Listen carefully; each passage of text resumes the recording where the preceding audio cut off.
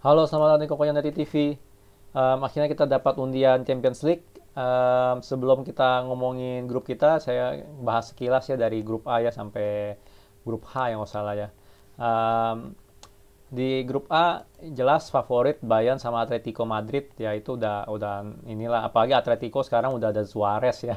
Dan Suarez itu walaupun udah tua tetap aja dia tajam lah, dia tetap striker yang tajam. Dan ya sama Morata ya jauh lah bedanya lah kalau saya bilang sih. Jadi Atletico lebih kuat lah tahun ini ya, apalagi dia masih ada Joao Felix yang kayak kenceng.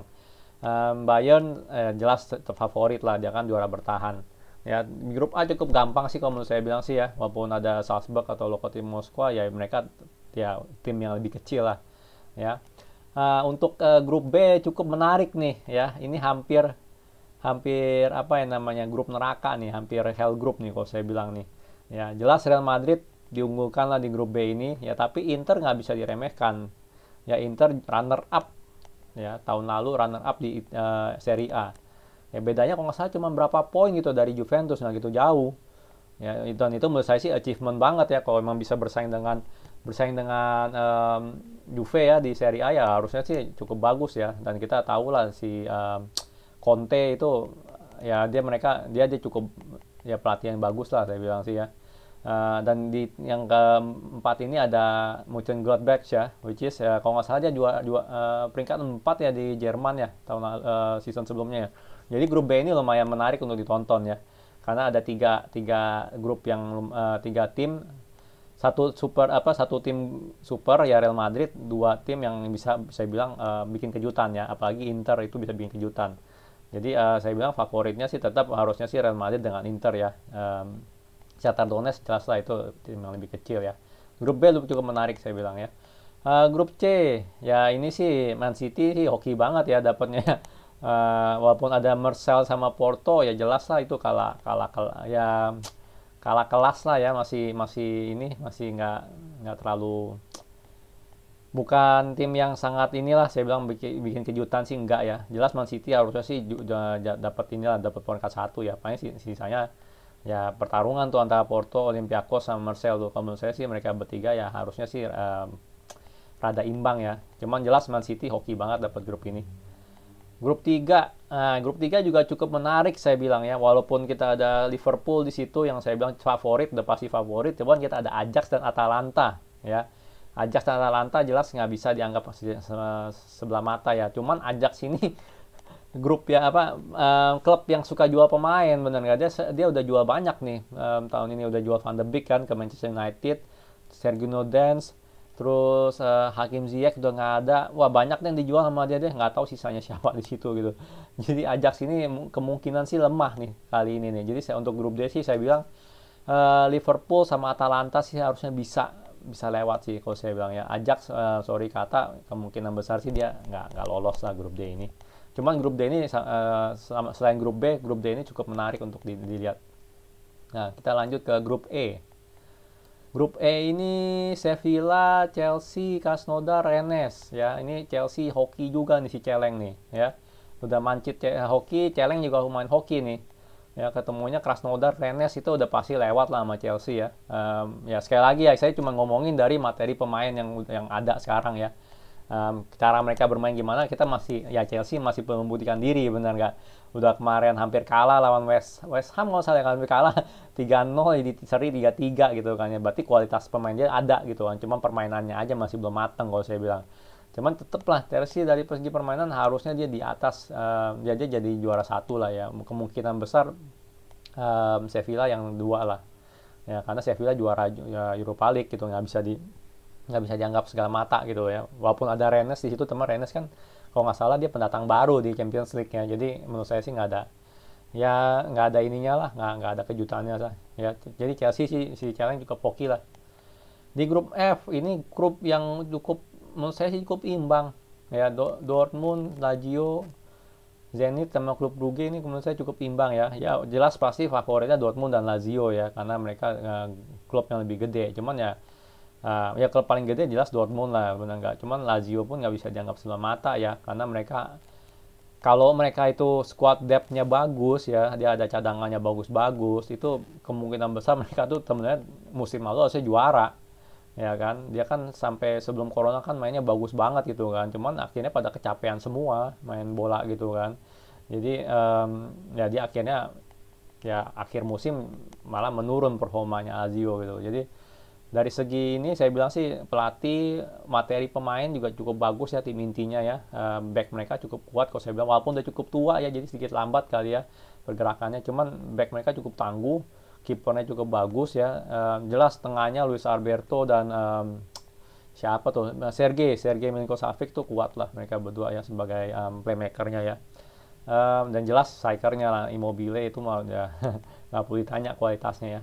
Jadi saya bilang sih tetap kemungkinan besar Dortmund laju yang lolos. Cuman ini grup cukup menarik karena menurut saya sih cukup imbang chance-nya ya. Nah ini di grup G, bentar ya, saya ini dulu ya, saya naikin dulu nih. Nah oke. Di grup G, Juventus, Barca, ya ini mah udah nggak perlu ditanya ya. Ini tinggal salah satu aja nih mana yang satu atau kedua ya. Dinamo Kiev sama Ferencvaros ya, apa bacanya gimana ini ya, susah. Ferencvaros ya. Kayaknya sih Ferencvaros ya. Itu dua itu mau udah nggak ada chance lah kalau saya bilang. Walaupun Barcelona lagi sedikit goyang ya karena masalah ya masalah tahun lalu lah, benar gak ya, dari dia gagal champion dibantai abis sama Munchen kan, cukup goyang tuh klubnya tuh, bahkan Messi sempat mau keluar, tapi tetap aja lah ya kan, kemainannya lawan Celta Vigo aja tuh mereka kuat gitu walaupun cuma main 10 pemain ya. Ansu Fati juga itu, wah gila tuh orang tuh, bener-bener saya bilang itu the next big thing ini tuh di sepak bola, kemungkinan itu orang tuh Ansu Fati itu ya.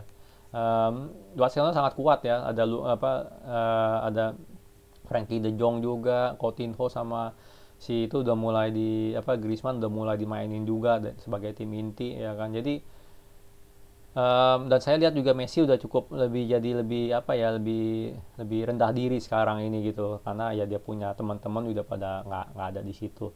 Jadi kalau saya bilang ini Barcelona walaupun ini tetap dia pasti lolos lah di grup ini ya.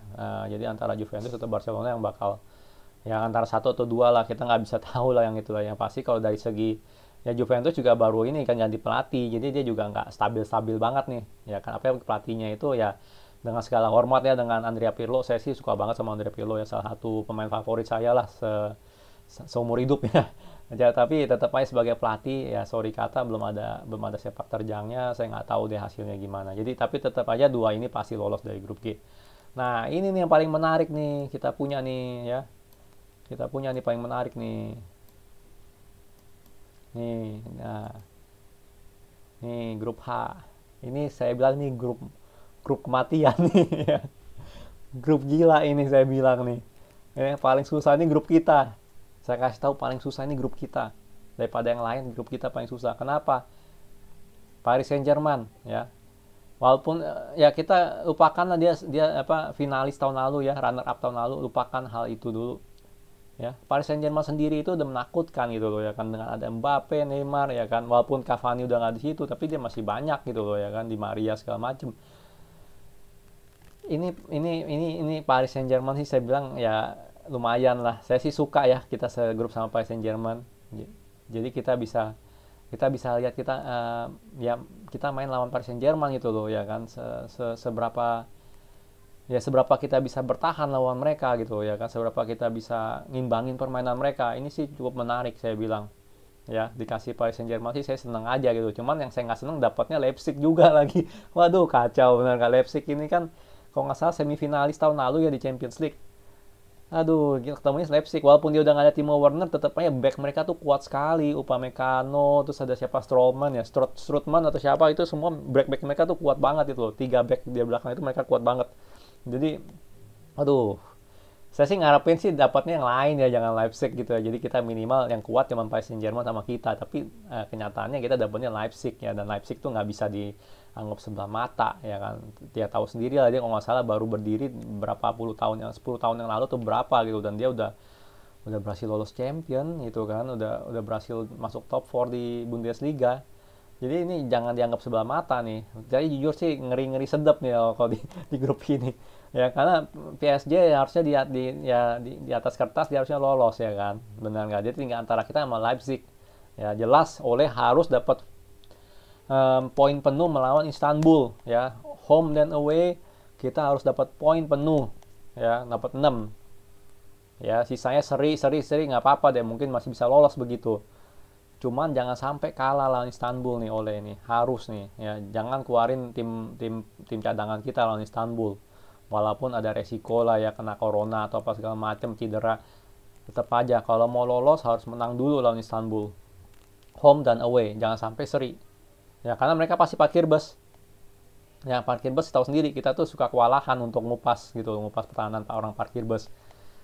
Ya, jadi ini sih cukup menarik sih saya bilang. Saya sih suka dapat yang tim yang susah suka gitu ya. Dapat Paris Saint-Germain saya suka. Jadi bisa lihat nih kita, wah, MU lawan Paris Saint-Germain gimana nih, ya kan? Tapi ada Leipzig-nya ini saya bilang nih, aduh gila nih ini grup gila saya bilang sih. Ya anyway ini Champions League ya kan, kita nggak bakal dapat grup EC ya kan. Istanbul sendiri semua itu kan pasti kan ya topnya juga kan di liga mereka. Cuman ya gitulah ya, kita enjoy aja, enjoy the football ya kan. Ketemu jarang-jarang kita bisa ketemu Paris Saint-Germain, jarang-jarang kita bisa ketemu Leipzig, benar nggak? Ya kita enjoy aja footballnya gimana ya. Moga-moga bisa lolos, oke? Tergantung semuanya lagi ya. Susah diprediksi saya bilang si Leipzig ini ya, karena dia kehilangan Timo Werner. Saya nggak tahu seberapa bagus penggantinya Timo Werner di Leipzig ya. Itu nilai plusnya nih ketemu Leipzig ya, karena nggak ada Timo Werner ya. Timo Werner kan golnya banyak kemarin tuh di Leipzig, kalau nggak salah 25 plus atau 25 lebih atau gimana lah ya. Jadi itu benar-benar menarik. Kalau nggak salah dia mulai pertandingannya pertama kali di 20-an Oktober ya. Saya nggak tahu di Indonesia ini bakal disiarin di mana ya. Kalau terakhir kan ada di Champions TV sama apa gitu, saya lupa ya. Moga-moga aja ada keterangannya deh. Saya sih nggak tahu ya di mana. Mungkin udah ada kali ya siapa yang nyiarin. Cuman ya, ya kita tunggu aja lah ya, seru nih. Bola ini pasti seru deh, kita champion deh ya. Ketimbang yang lain-lain ya, bener, ketimbang si Celeng dan yang lain-lain ketemunya lawan Krasnodar atau apa gitu kan. Ya biasa aja ya, tapi kita langsung nih ketemu tim yang mantep gitu kan ya. Ngeri-ngeri sedap lah, oke? Sekian, kalau suka jangan lupa like, sama thank you for watching.